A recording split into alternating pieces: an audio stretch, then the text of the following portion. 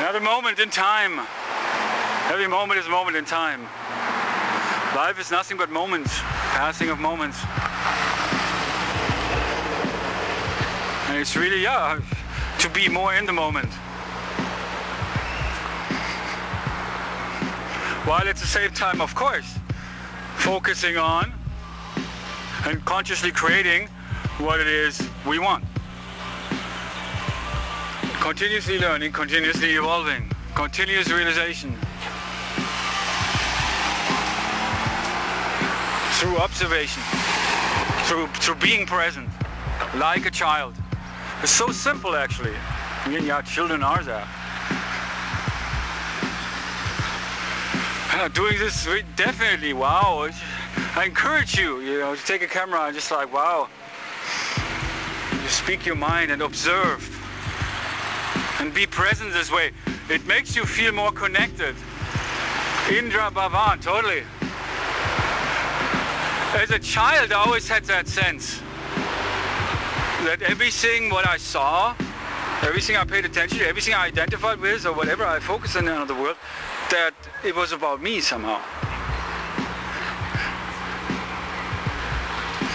Or I was connected there. I felt that, all of these things are, anyway, self-created, well, whatever, edited that.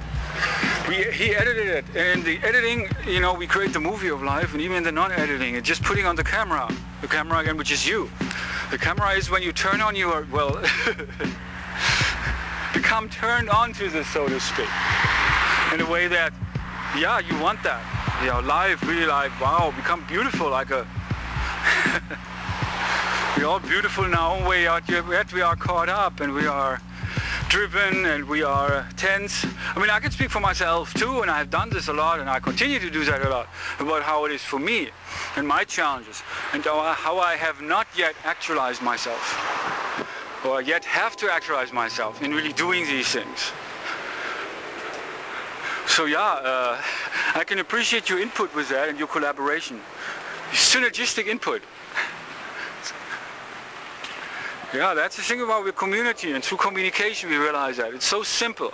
Because there we can communicate with anybody, with our bosses, with our spouses, with our roommates, with our children, with our parents, anybody. We can communicate better, because we can relate better.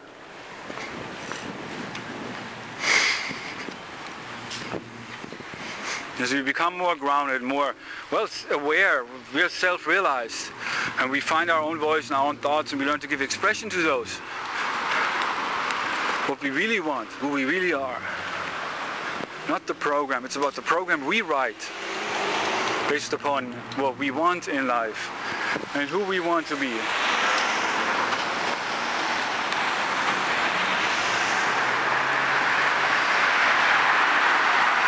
Yeah, it's all about the right here, right now. I feel like, where I'm in college, high school. Yesterday is tomorrow. But we only know what we know, and so there are many people who are watching this, they're kind of like, what is this all about? I'm so very skeptical. Yeah, but about the man in the mirror, or the woman in the mirror, it's about that. Right, it's about that. And to be real, to be free, to simply be in this world, and to be at peace. I mean, that's a cool place. I think actually it would be great to have a meeting here too. I'm also looking for other places where I can have it. You can sit outside, that's pretty cool. Check it out. If you're living in the Bay Area, you're definitely welcome to join, and even if you don't, I mean, it's really worth traveling to. I tell you that. I mean, it's priceless to actually get that experience for everything that's MasterCard. But it's not to be, that's why I don't put a price on that. It's how much I charge for those things. I put that to you. I ask you that rather. Put that to you. Coin, stamps, buy, sell. See, everybody's selling something. But actually there is something, not only the art of selling. I used to be a salesman in Germany. Many things also with promotions.